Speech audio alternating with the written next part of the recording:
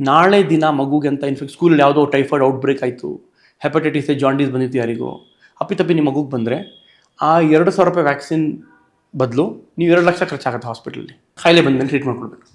So ವ್ಯಾಕ್ಸಿನ್ಗಳು has always been protective. ಇವಾಗ ನೋಡಿ, ಸ್ಮಾಲ್ ಪಾಕ್ಸ್ ಎರಾಡಿಕೇಟ್ ಆಗಿದೆ ಇಂಡಿಯಾದಲ್ಲಿ, ಸ್ಮಾಲ್ ಪಾಕ್ಸ್ ಇಲ್ಲ. ಪೋಲಿಯೋ ಆಲ್ಮೋಸ್ಟ್ ಹೋಯ್ತು. ಯಾಕೆ ಹೋಯ್ತು? ವ್ಯಾಕ್ಸಿನೇಷನ್ ಕೊಟ್ಟು 50 ಇಯರ್ಸಿಂದ ಅದು ವೈರಸ್ಸೇ ಎಲಿಮಿನೇಟ್ ಆಗಿಬಿಟ್ಟು. ಆ ಥರ ನಾಳೆ ದಿನ ಒಂದು 10-15-20 ಇಯರ್ಸಲ್ಲಿ ಈ ಇನ್ಫೆಕ್ಷನ್ ಹೊರಟೋಗ್ಬೋದು, ಹೆಲ್ದಿ ಲಿವ್ ಆಗ್ಬೋದು, ಲೈಫ್ ಸ್ಪ್ಯಾನ್ ಚೆನ್ನಾಗಾಗ್ಬೋದು, quality of life ಚೆನ್ನಾಗುತ್ತೆ.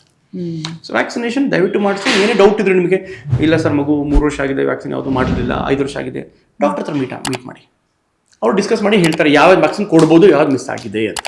But vaccination is A protective medication, mandatory for every child ಅಧಿಕಾರ. ಅದು ಮ್ಯಾಂಡೇಟರಿಗಿಂತ ಮಗು ಹೇಳಕ್ಕಾಗಲ್ಲ, ಮಗು ಏನು ಹೇಳಕ್ಕಾಗತ್ತೆ? ಮಗು ಇದೆ, ದೊಡ್ಡವರಾದ್ಮೇಲೆ ನಾವು ಕೇಳ್ಬೋದು ನನಗೆ ಯಾಕೆ ಹಾಕ್ಸಿಲ್ಲ. ಅದು ಮಗು ಅಧಿಕಾರ, ಹಕ್ಕು, ಹಾಕ್ಸ್ಬೇಕು. ಹೌದು. ಅಂದ್ರೆ ಈಗ ಗೌರ್ಮೆಂಟ್ ಅಲ್ಲಿ ಕೊಡುವಂತಹ ವ್ಯಾಕ್ಸಿನೇಷನ್ಸ್ ಆಮೇಲೆ ಪ್ರೈವೇಟ್ ಹಾಸ್ಪಿಟಲ್ ಅಲ್ಲಿ ಕೊಡುವಂತಹ ವ್ಯಾಕ್ಸಿನೇಷನ್ಗೂ ಬಹಳ ವ್ಯತ್ಯಾಸ ಇದೆನಾ ಸರ್? ಹೇಗೆ ವ್ಯತ್ಯಾಸ ಅಂದ್ರೆ 30-40% ವ್ಯಾಕ್ಸಿನ್ಸ್ ಗೌರ್ಮೆಂಟ್ ಅಲ್ಲಿ ಕೊಡೋದೇ ಇಲ್ಲ. ಅದು ಹೇಳ್ತಿರೋದು ವ್ಯತ್ಯಾಸ. ಈಗ ಗೌರ್ಮೆಂಟ್ ಸಿಲೆಬಸ್, ಪ್ರೈವೇಟ್ ಸಿಲೆಬಸ್. ಇಲ್ಲಿ 4 ಸಬ್ಜೆಕ್ಟ್ ಓದಿಸ್ತಾ ಇದ್ದೀವಿ, ಇಲ್ಲಿ 8 ಸಬ್ಜೆಕ್ಟ್ ಓದಿಸ್ತಾ ಇದೀವಿ. ಯಾಕೆ 8 ಸಬ್ಜೆಕ್ಟ್? ಅದು ಇಂಪಾರ್ಟೆಂಟ್, ಮಗು ಚೆನ್ನಾಗಿ ಓದಿ. ಅದನ್ನ ನೀವು ಯೋಚನೆ ಮಾಡಬೇಕು.